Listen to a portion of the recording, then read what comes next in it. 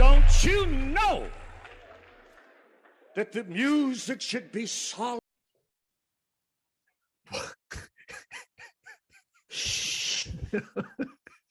I'm in a breakfast spot down here in the basement in the deep south. Holy shit. I popped a couple teeth out of my mouth to play that guy. So I'm telling you right now, just don't say much because we might have people, Theo, coming through the elevator at any moment. And they don't know behind, but I'm telling you right now, you behave. No. You behave. No. What the fuck am I? There's so much going on right now. There's so much. This is so fucking chaotic. I have to go into this. So chaotic. We've been on for a little while. There are patrons coming in and out of the restaurant. There's fucking people literally behind him. So if you can see this, you're going to see people walking in the background. You can hear them. He's in a fucking restaurant because there's no Wi-Fi in his room. Anywhere in this town. In the town. Right here. He's apparently filming this movie in a bunker. You saw with the Maggie Schiff thing. You saw where I was then. I was in a room with no lighting. It looked like I was Dracula, dead for about a Couldn't do it? Couldn't do it again? Well, I could. Well, it was private. I like my face. So out of vanity, you're in a place where people are going to fucking walk in during the show. That's fine. That's fine. They're going to be like, wait a second. Is that the fucking guy from what the fuck is going on here? Oh, no, let me tell you something right now, little brother. They all in this beautiful spot know who the fuck I am. And they certainly know who you are. They all know when they come down here, they're taking their life in their own hands. Like, this is unbelievable. He's in a breakfast fucking like buffet spot in a hotel or something. And there's people literally coming in and out. But guess what, guys? That is the second least. Look at this. Right. Show them. Talk so they can see how madness this is. I just did. I gave him a little tour. You were talking. You're fucking yapping. I just gave them a tour. Well, because I was about to tell people it's your fucking birthday. Woo! Happy birthday to you.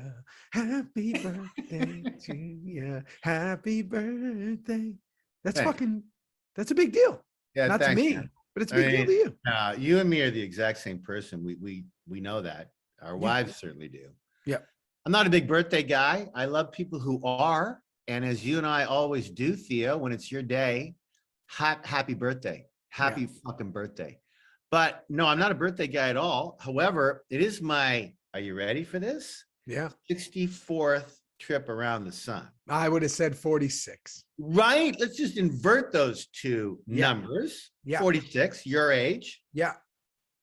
But no, 64, baby. And I'll tell you what, this guy I'm playing. Ooh. Oh, yeah. Look at that. No, Agent 644 on the birthday day. Pretty cool. Come on. That was a long time ago, you and me. Yeah, that was like 45 drops of merchandise before. But let me tell you, I'm the same way. Here's my thing with birthdays. Who cares? Keep it moving. Like, let's keep it moving, right? I love that. Who cares? I love Who cares? Just like people say to me and I go, hey, thank. Just forget it. Don't worry about it. Right? Don't make a big deal.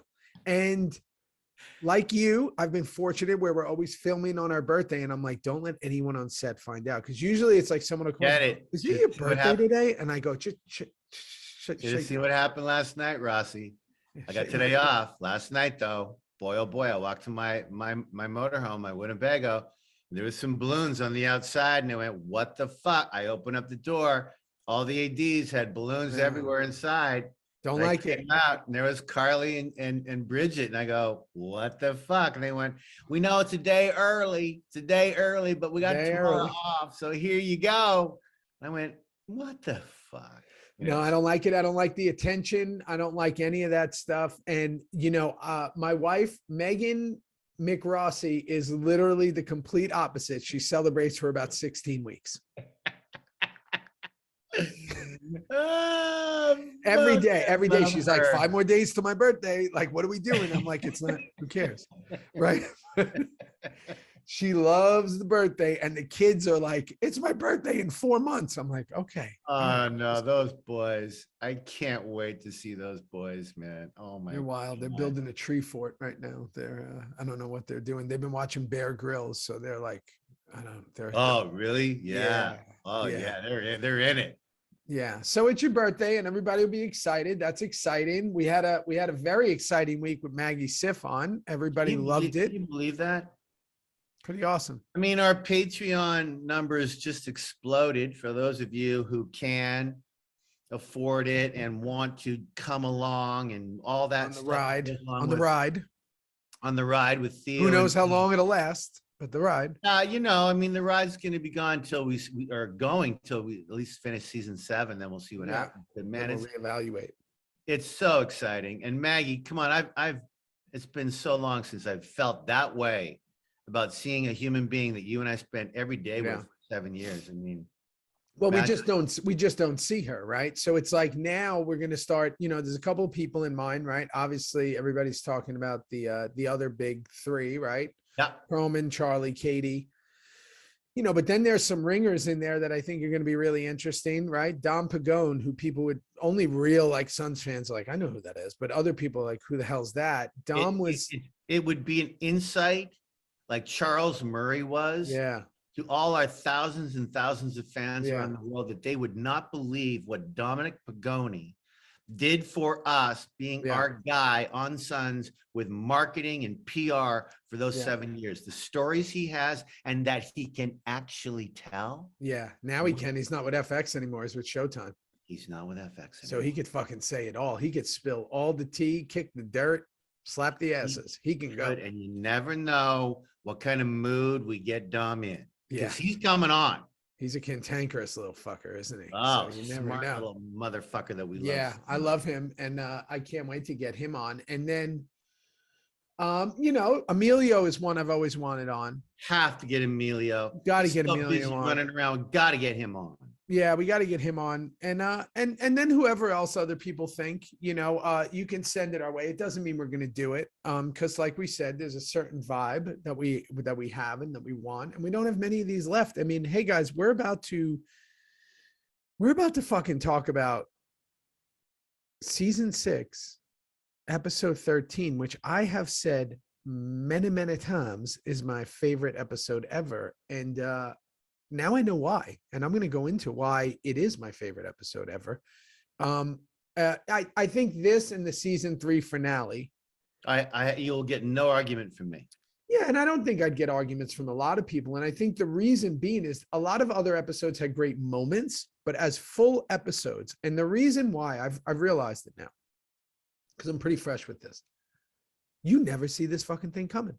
Oh. I knew what was happening, and I didn't see it coming. Oh. I said to Megan last night while we were watching it, I said, I had no idea this is how this went down. So, you know, we'll get right into it, but, you know, birthdays aside and you wrapping this up, I'll be in some weird spot probably in the next few episodes going down. Who knows where you'll be? You might be at a fucking Denny's next week at this point. No. Who says this isn't a Denny's? Theo Rossi? Who says it's not? I know the decor of a Denny's. Well, I'll tell you right now, it's not a Denny's. This is a very special spot for me. That toothless fucking wonder who's doing his thing. And no, listen, I'm going to be right fucking here, boss. Wow. For the next 3 weeks before this film wraps up, if I fucking survive that long. This is one dark motherfucker I'm playing. Ooh. Anyway, this is almost, I'm having a great time, but it's fucking hard. Now you, again, are about to jump on a plane and take off to do your 18th movie in the last 4 months. So you might be in a bathroom situation yourself there, sexy. Fucking Wi-Fi is terrible at that place. Get ready, Freddie. Yeah, that's going to be an interesting, we'll figure, who knows where I'll be. I might be in a car. I might be using a phone. I don't know, but we're going to make it work and it's going to be fun. But, you know, getting into this episode. A mother's work is never done. Can I ask you a question? There's 2 things that before we get into it, a mother's work is never done. That's obviously where that's from, right? Sure. Mommy Dearest, which I say in this episode. What is that from? You say it. I know. What is it from? Well, I think it's from that movie where what's her name gets pushed down the fucking stairs and someone kills someone and they shouldn't, and the wheelchair goes flying. And I mean, I think it's from that epic black and white 2 women. Not Betty Davis. Yeah, Betty Davis. Oh, okay. Maybe it is from that. Okay. I didn't. Mommy Dearest, and someone fucking gets killed and Yeah. And she has all the crazy makeup on. Betty crazy Davis. makeup. Yeah. Yeah. Yeah. Okay. Well, listen, I let's get right into it. This is first of all, the episode was 19 hours long. It felt like a fucking marathon. Holy shit. Holy 1 shit. hour and 22 minutes without commercials. Oh, fuck me. How did fucking people get through that? It's like a movie. I mean, you need to like have Gatorade and like a blanket. Oh, and they did with a lot of vodka in it. Vodka, Gatorade. You need to have friends, phone a friend just in case something happens. I mean, this is this show. A life alert. You have to have a life alert on you in case you go down. All right. Well, it opens with Jax with the opening monologue and montage, and he's writing to his sons, right? He's talking to them. Yeah. And you know, I had a moment during this, and tell me if this happened to you. I had a moment. I got this huge smile across my face because I remember how exciting finales were. Yeah. Like I was like, fuck, it's a finale. Like finales were exciting. It doesn't get any better than the finales on Sons.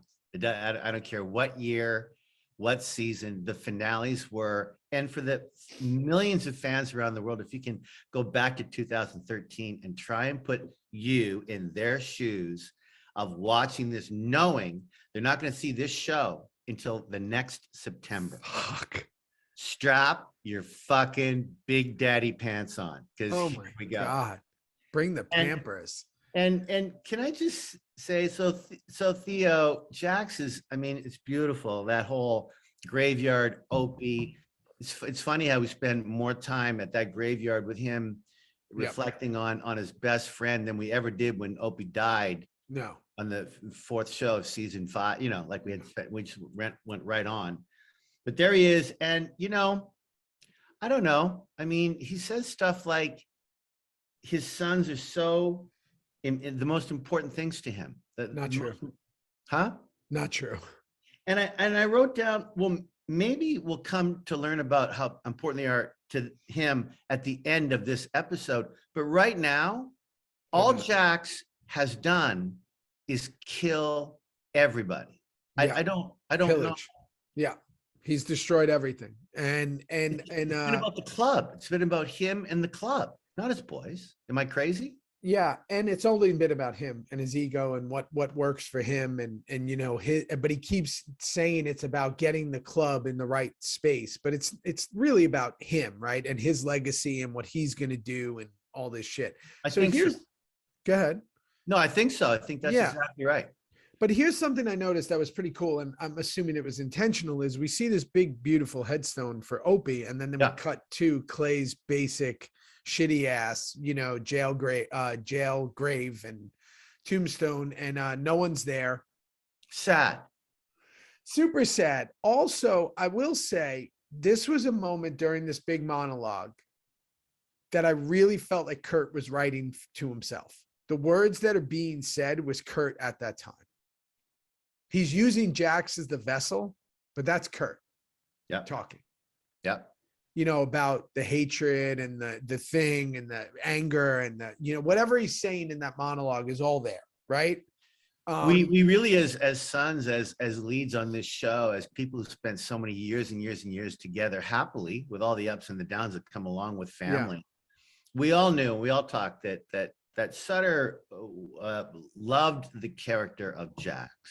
Loved him. And he, as a guy, probably wanted to be like 100%. A Jax when he was growing up. Yeah. And you and I know what Sutter's growing up time was like with his parents, and it wasn't all pretty, let me tell you. So this is a absolute vessel for Sutter. Jax was like his avatar. Like he could write through Jax of be like who he wanted to be. Which a lot of writers do. A lot of people do, right? You know, sometimes even as actors, you play characters, you go, man, that would be fun to be that person for this amount of time, right? I mean, so I think he was doing that. The Clay thing is, you know, quite depressing, but it is what it is. Then we find out Nero's in the game, right? We see Nero. He's kind of doing street stuff. We saw your ass. Not my ass. Yeah, we did. We saw your ass in the previously on. Oh, I don't watch those. Yeah, see, I do. I have to watch all of it, and I put down Juicy Pants is like I go right away. Is pretty ass like in the previous one. My butt cheeks were in the Butt previous cheeks, and there was a reason for that, because we wanted to remind the audience with the big scene coming up with you and Jax out on the street. Let's remind people of what happened, what came out of Juice's mouth, drug-induced or not. Don't forget this. It's a nice reminder. Anyway, just in case you didn't watch the episode before, which would be or just in case you there's so much going on. People, there's a lot going on. Okay, and then we see Tara in the hotel with the boys. Yeah. Right, back to Jax alone at the Opie grave. And then I got to tell you, something happened that was completely uncalled for. Do you agree? I don't know. What? Do we need to run over to Dove? Oh, that's just what I said. I said, where is that fucking thing? Hang on a second. What did I fucking say in my little book? Oh, yeah. I go, ha, the Dove gets squashed by Jax's bike. Hysterical. Why would we do that? Because it's SOA, baby. It's SOA. How did they do that? You know what? I have no idea, but I can pretty much guarantee you it was not a real bird that got killed on set. I hope not. None of us would have jobs. No. Yeah, I mean, that was fucking. There was no Dove Wrangler there that day. Theo said, "Hey, I'll do this. I got it. I'll get out of the way just in time. I can." No, it's like well, we had a cockroach wrangler when I did that prison stuff, so I wouldn't be surprised if we had a bird wrangler. But you know what's really interesting about my mental makeup? I've watched people get massacred on that show. I was more bothered. Animals. I was more bothered by the dove and the dog and like that. Like I'm so numb to like people getting killed, but my heart monitor goes up. I don't have one, kids, but my sensory heart goes mental with animals and kids. Oh, fucks me up, man. I saw that dove get hit and I was like, what the fuck? The dove was just doing nothing. So totally keep going. Roosevelt updates all on discuss. Tara's on the run, right? Roosevelt comes in. Tara, that's the way I feel. I don't know. Well, I think at this point, again, what this episode did so masterfully till the last fucking beat is you don't see anything coming. So you're thinking, what every viewer at this point is going, what's going to happen with Tara? We're not thinking about is Nero in the game. We're not thinking about Clay dying anymore. All we're thinking about is one thing. Yeah. What's going to happen with Jax and Tara? Everything else is add-ons, right? Correct. So the crew is at Sweets discussing, plotting. Gemma walks in. I like to call it scoops and poops, actually. Scoops and poops. And then Gemma wants to talk to Juice. And this, I went, oh, there's a guy in the background. I just saw somebody. And then this is going to bring us to, because if they're doing a solo scene with two people in a finale, that person's going to play into the story. Yeah. And this is what I wanted to talk about with finales. I would say probably 6 out of 7 finales, I didn't do shit. Like literally had 2-3 lines. So you are excited when finales come, but then you also get slightly disappointed when you read them because you're like, oh, I'm not in it at all. I'm in it, but I'm not in it. And that's not an ego thing. You really just want to like participate, right? Sure, man. Sure. So you had like the stuff for your daughter in the premieres. So when you get premieres and finales. But also one more thing. Sorry, you're talking about the finales. I had that great Jax Tig moment where you think Pope's gonna kill Tig. Yeah. Jax comes in at the end. You and I were in Vegas together watching that finale, and everyone thought Tig was dead for sure. And then Jax, gets the and then the Donna. Didn't you have the Donna finale? That wasn't the finale. That wasn't the last show. Got it. The last show was after the killing of Donna. Then the next show. So you had the Pope one, and then I had this one. This was really the only one I ever had, because usually you get super excited for finales, and then you read it and you go, all right, yeah, I'm holding the door twice, and I say there's a phone call, but you don't really do anything, right? But you're so huge finale in this one, son. So when I read this and I got to that first scene with Gemma, I went, oh fuck, I think I'm doing stuff in this. And that's when I went, okay, so she wants to talk to him. Chucky's inserting the humor again. The scene is a setup for what's to come, right? They have their secrets, right? She can only really talk to Clay about two people, and that's Juice and Unser, right? I thought I was absolutely terrible in the scene. Okay, now you can stop talking, because basically, I listen, this whole show is about sit downs. We have more two people sit downs than I can ever remember. And they're all fucking great. And they're long. They're long. Yeah. But I can't remember ever saying 98% of these sit down scenes are all fucking great. We're not rehashing stuff. We're not anyway, your scene with Gemma, right? That's the one you're talking about? Yeah. I thought it was fucking great. I thought it was great. It was a nice scene. It was honest. I thought it was great. What's your comment on it? What do you mean? No. I just didn't. I didn't like that. I didn't give Juice at this point. You can never redo a role. You're always going to be your worst critic. But I didn't give Juice a lot of color anymore. No, he was very one way at this point. He was very down. He was very methodical, and he was gone. My whole thought process at that moment for the character was he's lost any fun. And I wish that I think it would have been more interesting if I went back to his original innocence sometimes. And I didn't do that, because even when she makes like the gay reference, which has been brought up many times of Juice, which I've referenced to the fans many times, like I don't know if Juice really even knew what he was, right? Like at that point throughout, I think Juice was very confused in a lot of ways. And I think that he was probably just open to whoever would love him, right? But she says vulnerability is a liability in this life. And I think that for me, and again, just commenting on my own performance throughout this, is I would have liked a little more lightness through him, because I think it would have hit the end harder, but it doesn't fucking matter. It's irrelevant. No, not only does it not matter, it's just coming from you, which is fine, but that's subjective. Objectively, what I got from your performance is, Juice, ever since you tried to hang yourself in season 4, really, seriously, you've been on the outs with your own demons for a while, is a real no acting. And when actors don't act, they just be. Yeah. That to me is you're in the ball game of good fucking work. I don't want to see the acting. That doesn't mean you can't be big or cry or yell. No. You just got to be in it. And if you're not fucking doing shit just to do shit, I'm not saying that you or me or anything like that. I know you. But as an actor, what I saw from Juice was just a sadness, man. He is so incredibly like he's got nothing to live for. Like he want, like that's why he says, but I didn't, when she's like, I know. He goes, but I didn't. Like listen, we all have friends like this. One of our really good friends has said this to me, a mutual friend, he feels he can't die. Yeah. Like, hey man, should have happened like 5-6 times and it doesn't happen. And they have this weird thing of like, they operate in this life different because they really feel like they just can't die. Yeah. Right. So there's that. Okay. Cops show up. Gemma's being super rude. I always felt like we talked. Sorry, Theo. But Jax pulls up. You hear his bike in the background. Yeah.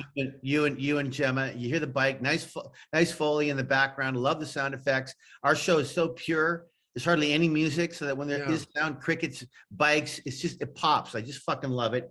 Jax walks in like a cowboy, and then the cops come. And then Gemma, the cops come in, and Gemma just starts being like super rude. Like, talk about uncalled for.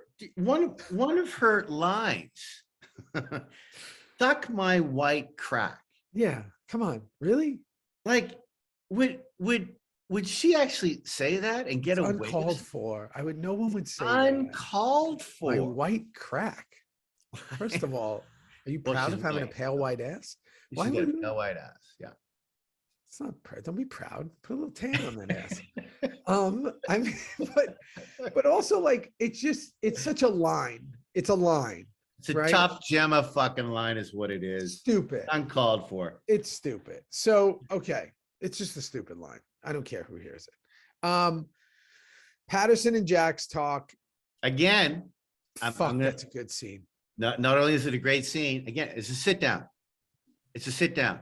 People, I'm telling you, it happened 20 times in this movie we're talking about. There's a 2-person sit down. And this, okay, again, fucking Charlie. He chose this incredible, and when it worked, it was just fucking seamless. This slow, measured way of talking. Just a really slow Jax way of talking, right? And I don't know. Sometimes it works for me, and I'm just a fucking viewer. Yeah. Sometimes it works and sometimes it doesn't, right? You have to parse it a certain way. It's that absorbing every word and then kind of taking it in. But I mean, listen, there are some directors that'll be like, hey, but you got to tighten this up. You could drive a fucking train through these pauses. Kurt directed this episode. He directs every finale. That's right. So. Yeah, and you could also pull it up in post, right? If you didn't want these big gaps between. So, yeah, I mean, but listen, it's a great scene only because of the content of Patterson's words. Holy fuck, no shit. Own your space. Own your space. The outcome lands on you. Yeah. I mean, all that shit, right? You're a husband and a father and a man before all of this, and she's looking right at his cut. Fuck. It's right at his cut. Great line, Theo. Great line, like one of the best lines written. A husband, a father, a man before all this, own your place. That's a fucking great line to anyone. You can be saying that to anybody. You are you before all this, whatever you're in right now. Own your place. Own it. Yeah, it's fucking great. Comes back later. It comes back later. And can I give it up to Hunnam here? You could see him listening so intently. Yeah. He fucking heard her.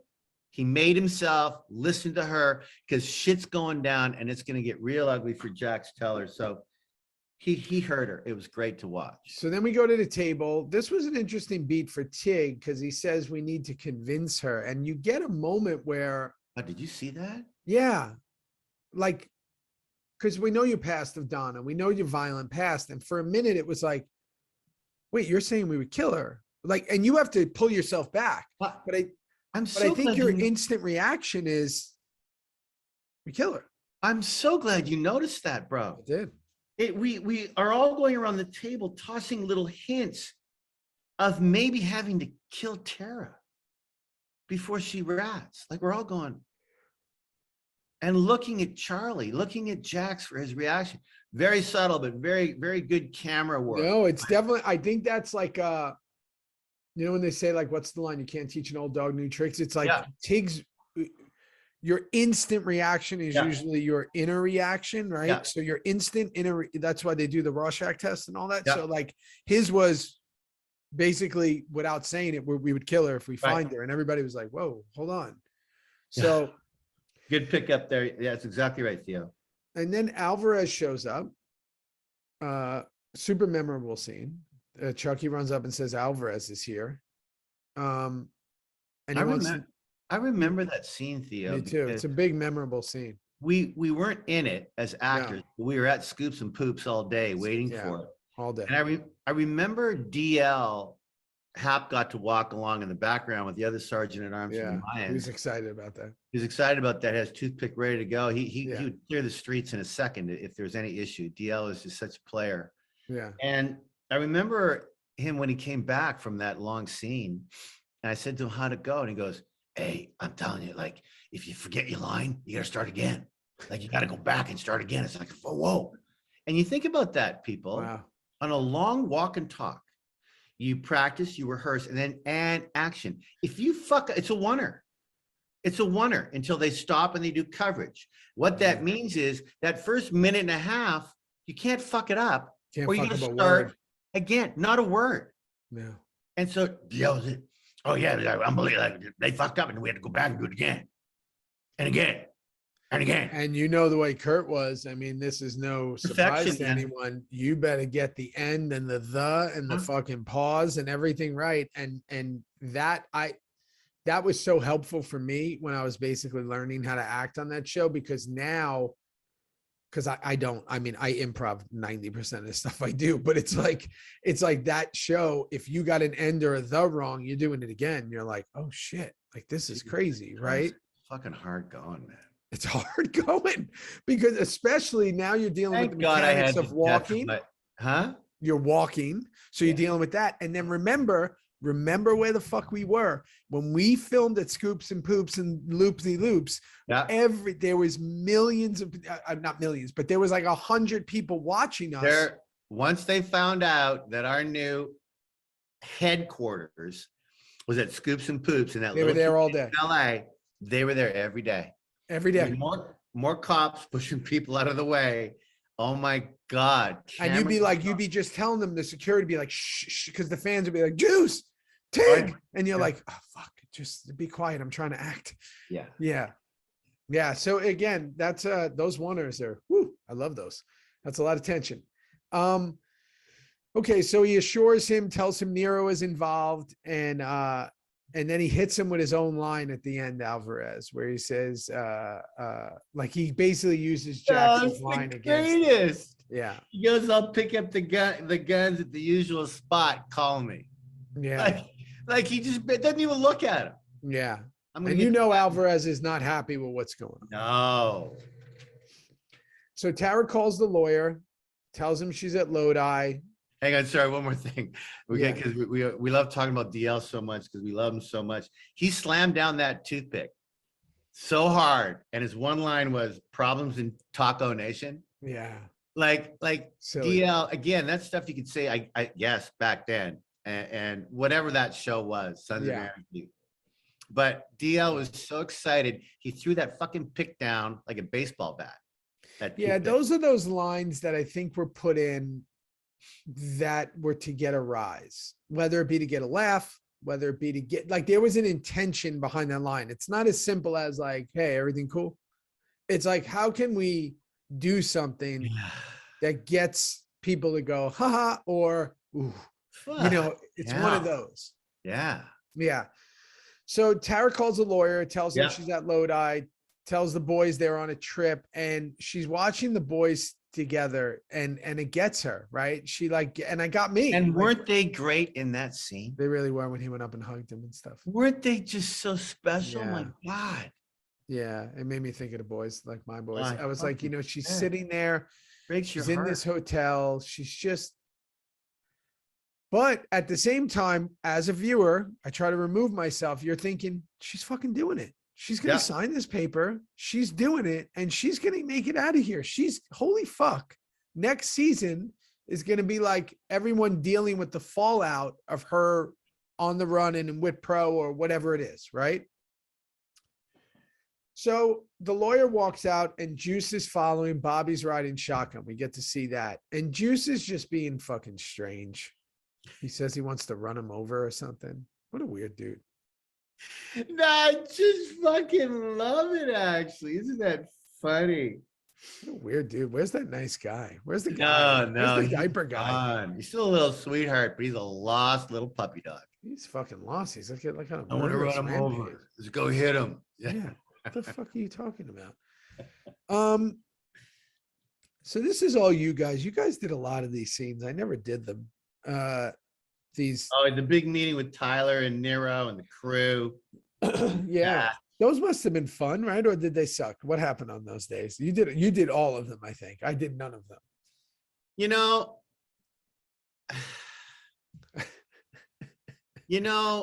I don't even know how to begin to be honest about those jackal days near the end of SONS. The first 3 years were always about us and our club, dealing with the Donna thing, dealing with me and Opie, dealing with you, dealing with all us as, right? Now we're dealing with all the other clubs in a much bigger, different level. So were they fun? Sure, because we're still on our bikes and there's some action and stuff, but it's not about Chibs or Tig or Bobby anymore. It's about the focus of the club, Jax. So it's even more on like the outsiders. The outsiders are getting like way more detailed than you guys. That's exactly right. So I'm not complaining, but I am telling you straight up that when we showed up on those days, everybody else who played all the other characters were so happy to see us, and then they did all the talking. Do you know what I mean? No, I know.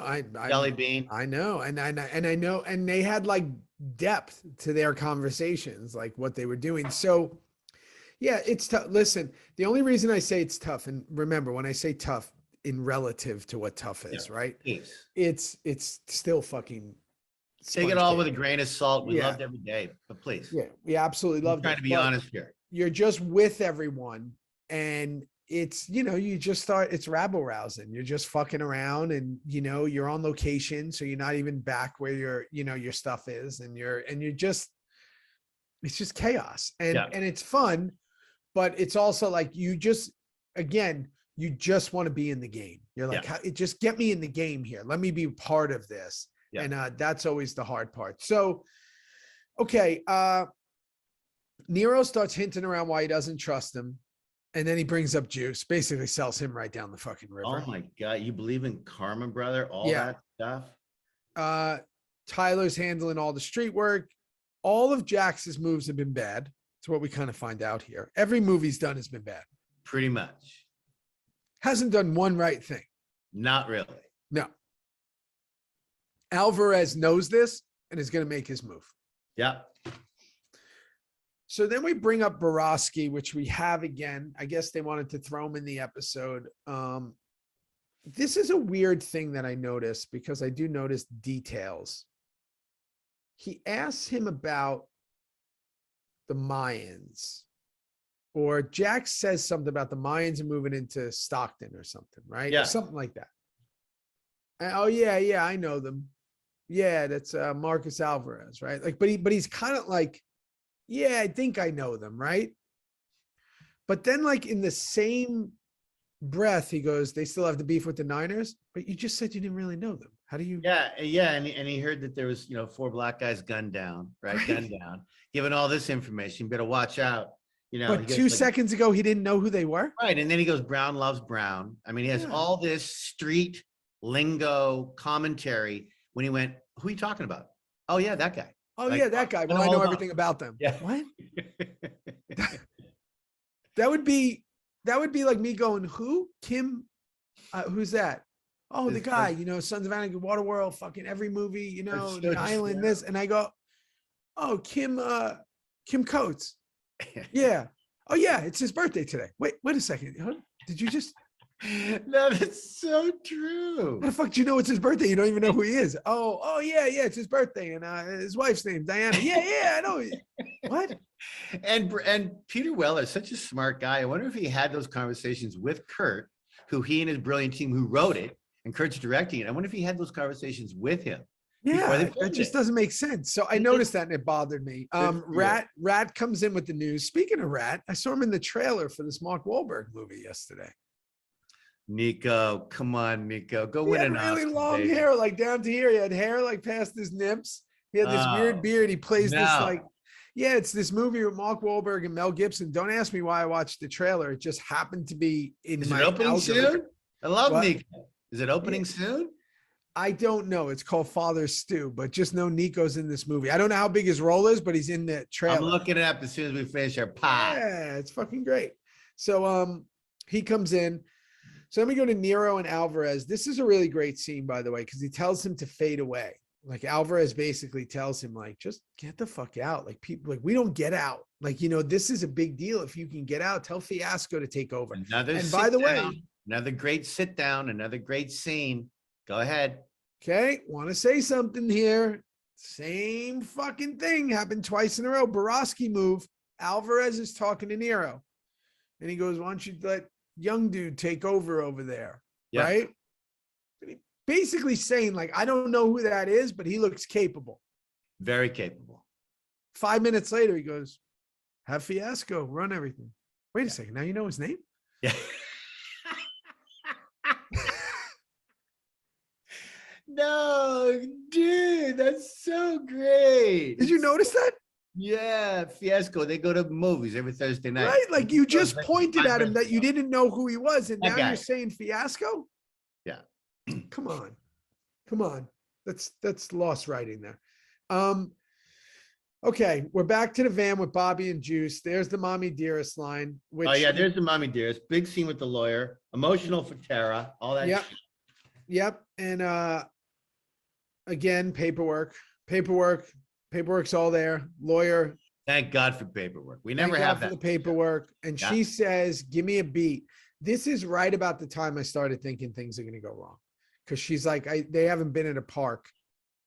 And then immediately I had the flashback of us at the park. Cause I was like, oh fuck, we get her here. There that day. I I went, oh fuck, she stays. Yeah. Now, why weren't you there? I was just with Borowski, and they're sending me somewhere else. Maybe I had lunch meeting with Wayne. Chibs is with you. You and Chibs are at Borowski's. Yeah. Right. He leaves. Got it. And Jax leaves. I'm with Borowski with Chibs. We're not in. Kind of fun. You get a day off, right? You get we got an afternoon off for sure. You get an afternoon off. Okay, so we come back to Gemma and Unser, and she's about to ask him. She asked him about Clay's burial.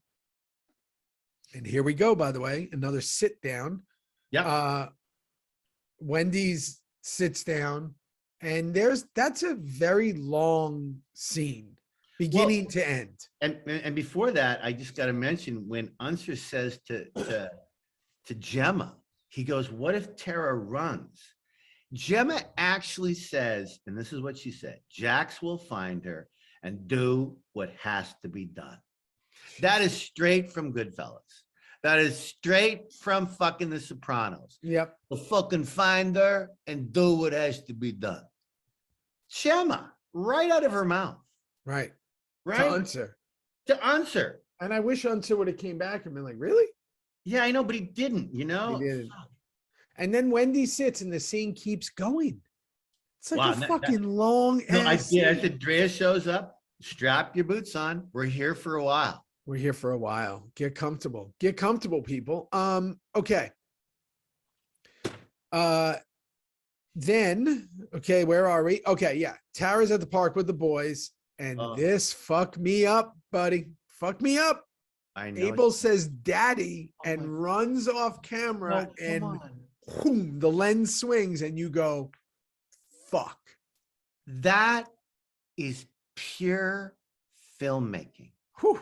That is pure from a child who's been talking about where's dad for the last 4 episodes to out of nowhere go, daddy. And the audience, they must have all, and the camera zips, and there's Charlie. Fuck. Holy shit. And Theo. all of us behind him. And Fuck. all you guys behind him. Fuck. Yeah, dude, I mean, fuck. But I got to tell you something. The best fucking writing I've heard on this show is in this scene what Tara says to him. That she says he's a monster. And like what she says to him about to save our boys and what they'll become. Well, I might start fucking crying right now. Oh my God. It is fucking unbelievable. The things that she tried to do to save them for becoming what you are. Holy fuck. How good were those two in that scene? Oh my God. She's literally got tears on command in that. They're just dropping. Shaking. She thought she could be killed at any second right there at the park. You could feel it in Maggie's bones, in her body. Those motherfuckers who give awards, I really never understood why this show got so overlooked. It drives me nuts. When I see stuff like this, when I see stuff with you and your daughter. We talk about this shit, man. We know. We know. These motherfuckers. We know probably what fans and people who listen to this don't know, like the game of it. But my God, man, when you look at pure acting, right? And you look at like what the definition of acting and making people feel. Here I am knowing what's about to happen. Here I am as someone who's on the show. And here I am fucking heartbroken 96 years later watching it going, holy fuck. And I'm like, if that's not good. No. I don't know what it is. It was good. And it elevated so many things in all our lives, including the TV reviewers and the award giver outers. But you and I know why we didn't get nominated. We're going to end it. We're going to finish it at that. That's right. So Nero and Gemma, he needs to be alone. He asked her if she could leave it all behind. I got to tell you, that's Nero out of character, right? Because he's like, really super intense. He's like, can you leave? Oh my God, good leave call, everyone. bro. He's in a panic. He's having an anxiety attack. And he dumps her. He fucking dumps her. She turns into a high school person. Like she's just like into a high school person. Yeah. You dumping me? Giving your ID bracelet back. Here you go. Take it. Take your Letterman jacket. So what were those bracelets with the charms on it? ID. Well, I know the ID charm bracelet. bracelets. Maybe charm bracelets. Maybe a charm bracelet.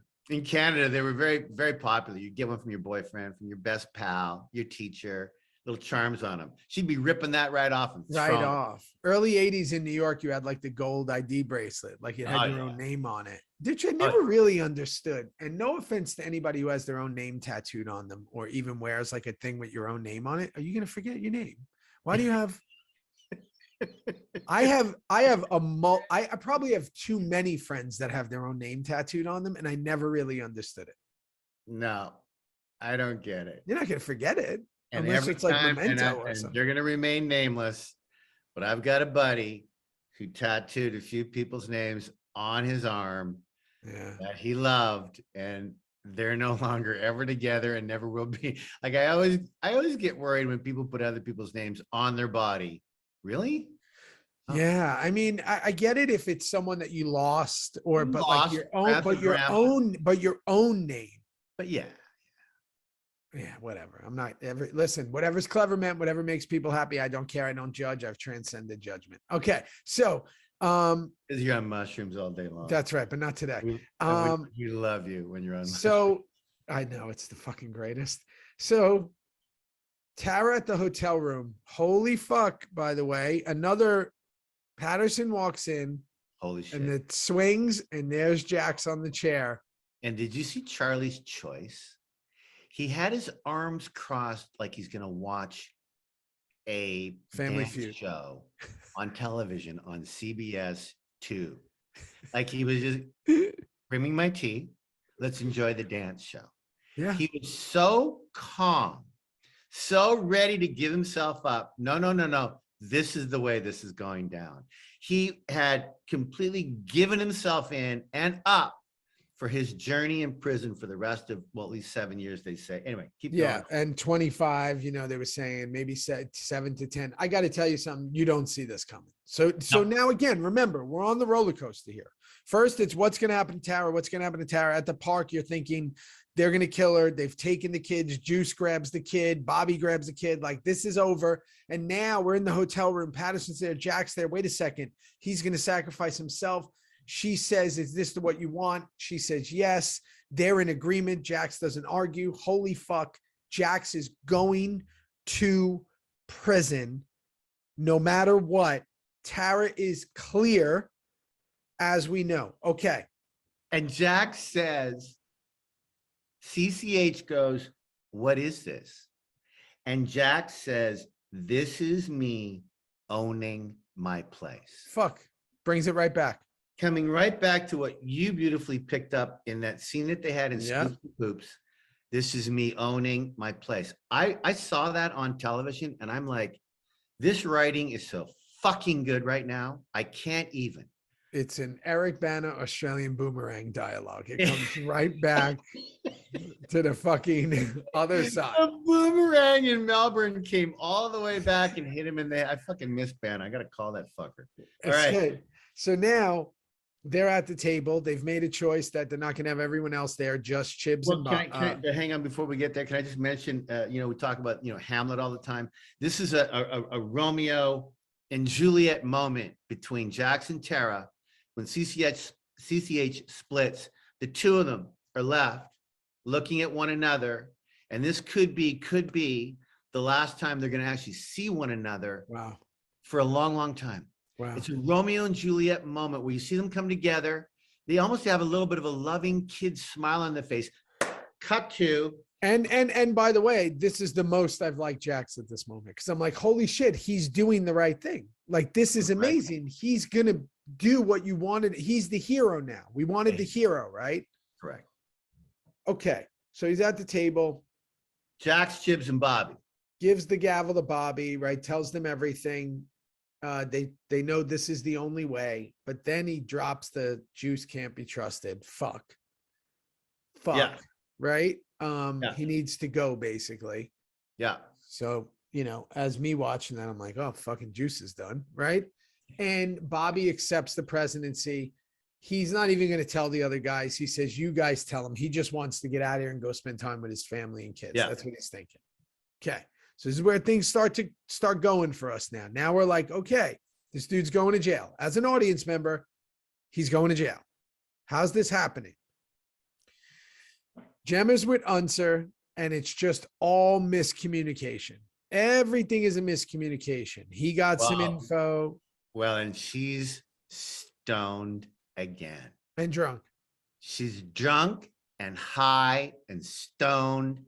And whenever Gemma does that, things don't end well. No, she's definitely a blackout drunk, Blackout fucking drunk. She basically tricks him. She grabs the keys and she runs out. That's all we know. And all he's told her is that Tara has flipped and signed the paperwork and Jax is going to jail. Not the nuances of it. No. That's it. That's right. So she's inebriated, fucked up, high. Things aren't registering clearer to think. She's obviously not calling anyone, which I would think she would, but what do I know? Okay. Juice is at Sweets, and then he says he'll find her. Now we're starting to put everything together. I'll find Gemma. I got it. Okay. And then this is the line I see in a meme 5 times a week. Famous line coming from him. You betrayed me. You betrayed me. Yeah. I remember doing that, and Charlie and I weren't really talking a lot at this point. We were, but we weren't, because we were just doing our own things as characters. And he, that was like a big deal for us because we didn't know what was coming after it. We didn't know if I was going to die in season 7, episode 1. We didn't know whatever, but we did know that our relationship was over at the moment. And he leaned into that one. He was and Juice is dejected. You see when he walks away, Juice is just standing there like, fuck. That's it. Yeah, listen, for me, being a fan as we are watching the show now, that scene, again, people, you guys, peeps, my family, fam crow, honestly, you need to see these scenes to really see the work. We read it in the table reads. We read it.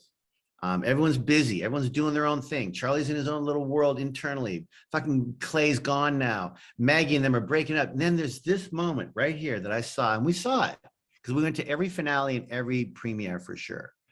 But to revisit it 7 years later, that was hardcore. Hardcore anger, betrayal, Shakespearean drama. And I've been in like 5 or 6 Shakespeare plays. Trust me, this is as good as it gets. When you think you've been betrayed. And of course, us as the audience go, no, he was stoned. He was trying to kill himself. Yeah. He wasn't even speaking. Or go the other way and go, he wasn't wrong. You were. Yeah, and you told him to do it. Right. Like, it's not his fault. You did it. It could have turned into a hug. We're going, oh, we got caught. My bad. Yeah, we got to prepare. We got to prepare now. Okay, get your boots on, get your shit together. But no, you betrayed him. It was about him. It was literally the Kurt Sutter way of the Jax monument was up here and everybody else just surrounded it. That's just the way it was. But I will say this, bro. It continued to make incredibly dramatic theater out of a television show that people couldn't stop talking about for the rest of time. Yeah, because then it became like, what's going to happen to Juice? What's going to happen to Juice? Yeah, so it was really beneficial in an acting recognition performance type thing. But at the same time, it was, it was really hard to... Kiss of death, you got the kiss of death in there. He kissed you. Yeah, that's it. So now Roosevelt drops off Tara. Oh, no. Apparently Gemma's in the garage or something. I don't know where she is, but she's not there. She even comes in like she didn't hear him. So I don't know. Maybe she was taking a deuce. I don't know what's going on. She's not She was there. taking a deuce, man. She's dropping a deuce. She was dropping a deuce. She's reading the TV guide. She was She's at on the this- craft service table, you know. but she doesn't hear anything. Joint. Didn't hear a thing. Okay. Roosevelt, again, conveniently kind of drops her. She says she's going to grab some stuff, right? Or something. Why is he waiting outside? I don't know. Okay. Something happens where he's waiting, which again, this is all, you got to have a little bit of a suspension of disbelief here because he sees Hunter's truck. She says he must be helping Jax with something. So then shouldn't Roosevelt be like, oh, that means Jax and Hunter are here. So when he goes in and no one's there, wouldn't it be like, what did they ride together on his bike? Like why are they not there? Let's check the backyard. I don't know. I'm thinking. I assume that when she said he's helping Jax with something, he's just come to the house to get him something. Like Jax isn't there. I just assumed that he's helping Jax. He's come to the house to get something for Jax. And he's probably just checking out something. But we have to have a little bit of suspension of disbelief for this all to work, right? So now Gemma is apparently in a closet or something, right? Or she has headphones on, but she didn't hear her come in. No. And then the brutal brawl happens. And I got to be completely honest with everyone. I did not really watch it. The second they got to the water in the sink, I stopped. I couldn't do it. I watched the whole thing because, well, that's just me. No, Yeah. I watched the whole thing because I remembered what Maggie said to you and me last week about, of course, they had stunt doubles. We had the best stunt doubles in the business on this show. But they did 90% of that fight. They did it themselves. And so I wanted to watch for mistakes. I wanted to watch for what actually happened with a stunt person or not, right? Motherfucker Theo, I'll tell you what. There was a couple of bangs on the head that were definitely stunt wigs and stuff. You can't tell, but I know. But 90% of that fight was Maggie and Katie. They did that fucking fight themselves. Oh my God. And I remember the fork was such a big deal. The fork was such a big deal. And I remember people would bring forks to the appearances for like people to sign. To sign. Yeah. And man, what a brutal way, right? We've done some brutal ones, snow globes and forks and bats and, skateboards and tongues and yeah, and burning the guy's back and I mean, fuck, right? So harsh. Roosevelt comes in and gives her the truth while she's in the Shakespearean panic mode of she keeps saying a line over and over. Yeah, it's Lady Macbeth over and over and over and over and blood and blood and blood and blood. And she was gonna rat. It's a repetition. What I had to do. She's doing the repetition Shakespeare thing, Lady Macbeth, right? And then Roosevelt comes in and says, no. And that's when her eyes open wide and like, oh fuck. And then just when you haven't shit your pants enough, when your underwear is not completely full. Oh my God. Juice comes in and shoots Roosevelt. Goosebumps. I can't. Just listening to you describe it. I got it. What the fuck? And then let's go further on the ride. Then you think, is he gonna kill Gemma? Because he stands over her. And that's the moment I wanted to have where I go, maybe he kills her too. But no, he reaches his arm out. Yeah. Oh, fuck, man. No, fuck me. I'm exhausted. No, I can't. I mean, does the music start in here now? I don't know what went down. It does. Yeah. So the music starts right there, and it's him saying goodbye to everyone. And all of us guys on the street. It's a cry fest. And I got to tell you, bro, these are tough ones because Jax obviously had different relationships, obviously, with every guy in the club. So, and Sutter's directing this fucking episode. So it's going to be like Stanley Kubrick. We're going to be there for 4 nights, making sure that someone doesn't cry too much or someone has not enough heartfelt. You know what I'm saying? Happy went for it.